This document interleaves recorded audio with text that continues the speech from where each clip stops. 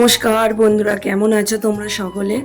আশা করব সকলে ভালো আছো, সুস্থ আছো। রিঙ্কু লাইফস্টাইল ব্লগে তোমাদের সকলকে স্বাগত জানাই নতুন ব্লগে। চলো আজকে সারাদিন কি করি না করি তোমাদের সঙ্গে শেয়ার করি, আর তোমরাও সঙ্গে থাকো, দেখতে থাকো পুরো ভিডিওটা। আশা করছি তোমাদের খুব খুব ভালো লাগবে। ভালো লাগলে অবশ্যই কিন্তু সাবস্ক্রাইব করে দিও, লাইক করে দিও, শেয়ার করে দিও। সকালবেলা উঠে এখন চা খাচ্ছে, আর পিছন থেকে মেয়ে এখন দুষ্টুমি করছে, দেখতে পাচ্ছ। মাঝে মাঝে ওর দুষ্টুমিগুলো এত মাথায় জেগে ওঠে, আর এইভাবে আমার সঙ্গে দুষ্টুমি করে। আসল কথা কি বলো তো, ভাই বোন তো কেউ নেই। ভাই বোন থাকলে কি বলো তো, ভাই বোনের সঙ্গে দুষ্টুমিটা করে, কিন্তু ভাই বোন নেই বলে আমার সঙ্গে সেই দুষ্টুমিটা চলে। তো এইভাবেই আমাদের মামির মধ্যে মানে চলে সারাটা দিনই এইরকম ঝগড়া, তারপরে মারামারি, আবার প্রচুর ভালোবাসা এইরকম হয়। তো বাড়িতে দেখো প্রচুর কাজ, সামনে তো মেলা চলে এসেছে, মেলাতে প্রচুর কাজ। কিন্তু এখন বসে চা খেয়ে নিয়েছি, চা খাওয়ার পর এখন ঝটপট রান্না করব। আগের দিন রুটি করেছিলাম, দুখানা রুটি বেঁচে গেছে। তো চলো সঙ্গে থাকো। একদিকে তো পাট নিয়ে আমাদের জ্বালাতনের শেষ নেই, রোদ হচ্ছে না ঠিকঠাক, বৃষ্টি এসে যাচ্ছে, পাট শোকাচ্ছে না। তো আর একদিকে হচ্ছে মেলা চলে এসছে, ঝাড়াঝুড়ি করতে হবে, প্রচুর কাজ। তো আজকে দেখো একটু চিকেন রান্না করে নিলাম, আর মেয়ে বাড়িতে রয়েছে। আজকে চিকেনের পাতলা পাতলা ঝোল করেছি, আর এটাই হবে দুপুরবেলার মেনু। বেশি কিছু রান্না করব না, আর আমাদের তো চিকেন রান্না করলে আর অন্য কিছু লাগেই না।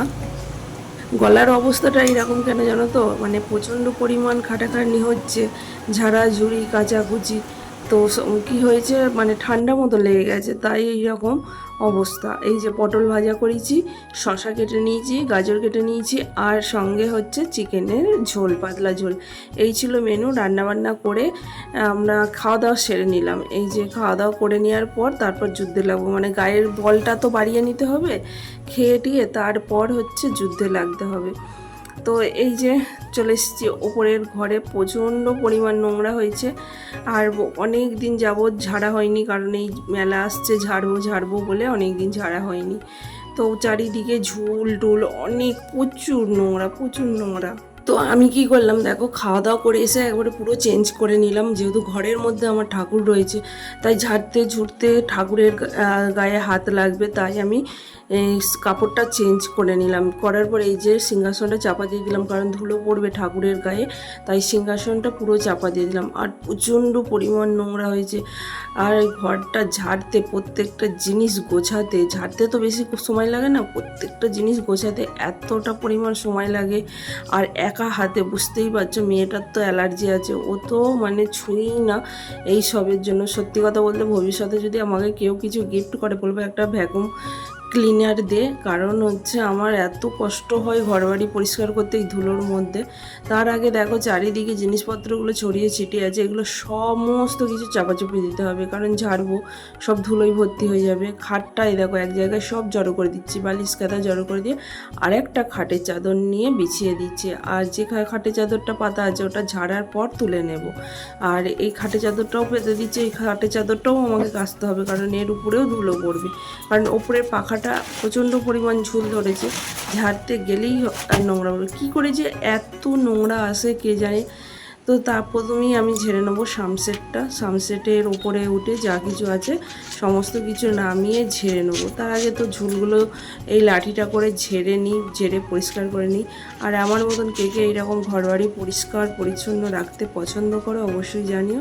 আর যদি হয়তো একটা ঘর হলে তো অবশ্যই আরও সুন্দর করে সবসময় গুছিয়ে পরিপাটি করে রাখতে হবে, কোথায় কী জিনিস। আর বলে না, সংসার যত পুরনো হয় সংসারের জিনিস অতিরিক্ত হয়ে যায়, সেটাই আমাদেরও হচ্ছে।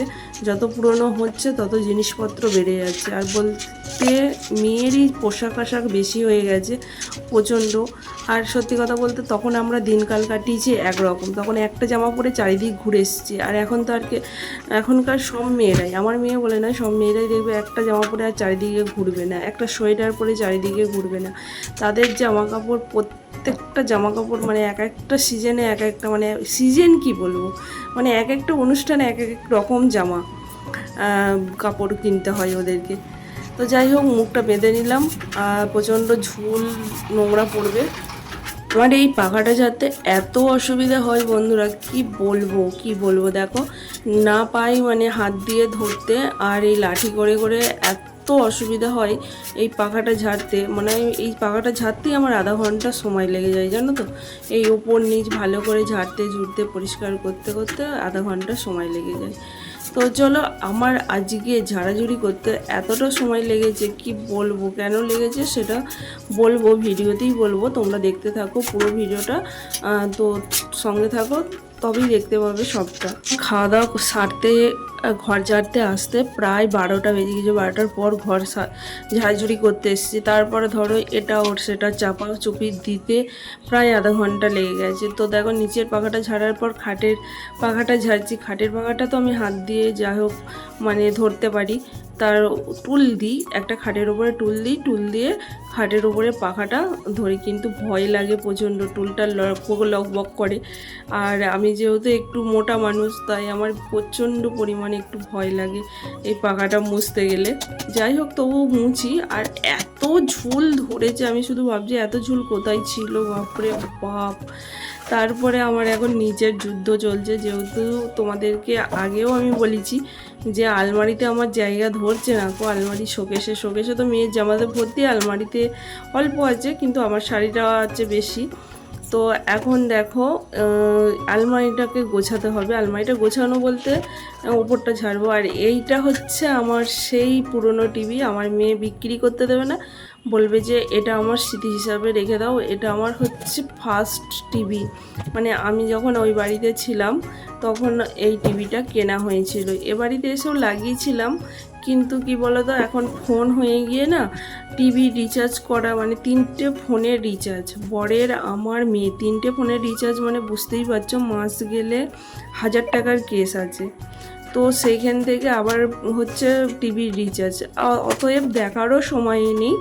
মেয়ে ধরো মেয়ের পড়াশোনা কলেজ নিয়ে চলে যায়, বাদবাকি যেটুকু সময় পাই ফোন দেখে নেয়। আমারও সেম, সংসারে প্রচণ্ড কাজের চাপ, তারপরে একটা দোকান আছে, দোকানে বসা, তারপরে ওই ফোন দেখে যেটুকু হয় কেটে মানে সময় কেটে যায়। আর টিভিতে আর রিচার্জ করি না, তাই টিভিটাকে খুলে খালে রেখে দিয়েছি, আর টিভিতে রিচার্জ করি না। আর এক সময় ছিল যখন ও বাড়িতে, তখন তো দোকান ছিল না, যে পুরোপুরি যখন হাউস ওয়াইফ ছিলাম, মানে সংসারে কাজ করতাম, করে বিকেলবেলা টিভি দেখতে বসতাম। ওই যে রান্নাঘর থেকে শুরু হতো, শনিবার রান্নাঘর থেকে, তারপরে সেই রাত 9টা 10টা অবধি টিভি চলতো। মানে তোমার শনিবার রান্নাঘর, দিদি নম্বর 1 পর, মানে এই অনুষ্ঠানগুলো, দাদাগিরি, ডান্স, বাংলা ডান্স, এইগুলো মানে পুরো দেখতে থাকতাম, প্রত্যেকটা, কোনো মানে মিস করতাম না। তো আলমারিটা আমি আজকে সরিয়ে নিচ্ছি দেখো, আর আলমারির পেছনে যে সেই পরিমাণ ঝুল হয়েছে, এত ঝুল নোংরা, বাপরে বাপ।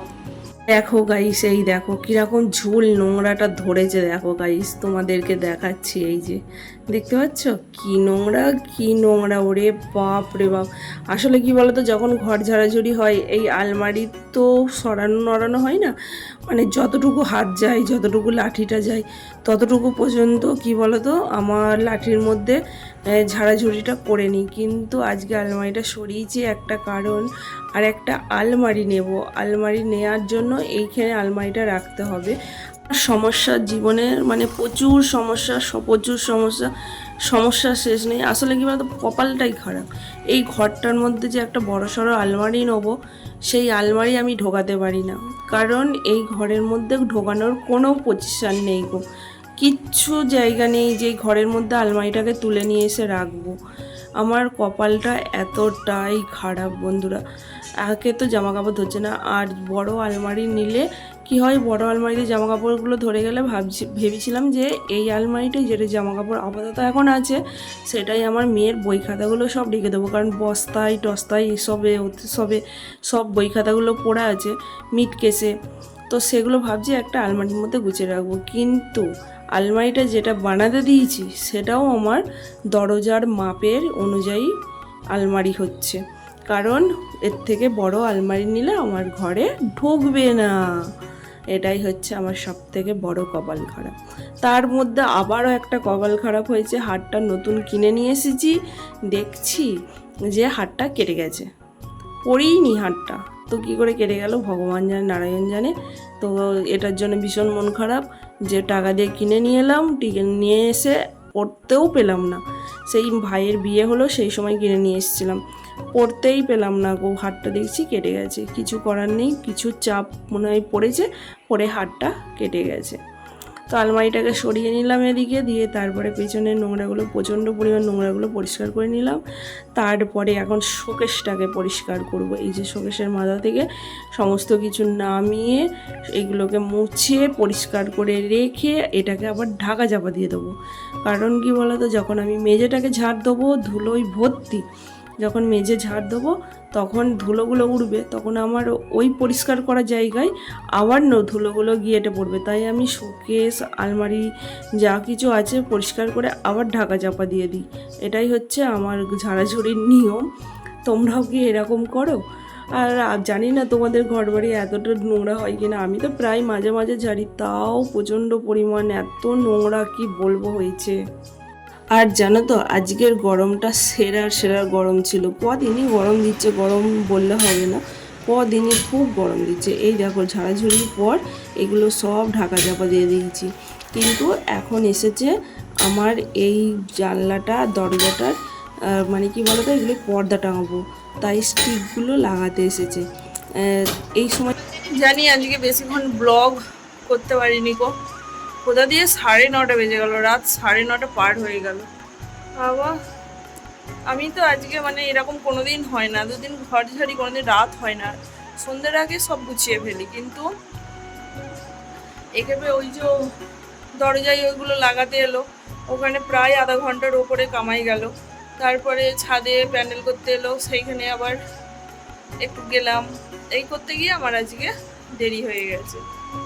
তো যাই হোক, আর নিচে বাসন মেজে এলাম, গ্যাস পরিষ্কার করে এলাম, এখন গ্রিন টি নিয়ে এসেছি, খাবো। আর মুড়ি খেয়ে নিলাম, যেহেতু দুপুরবেলা চিকেনের তরকারি কী করলো রে হপাস করে।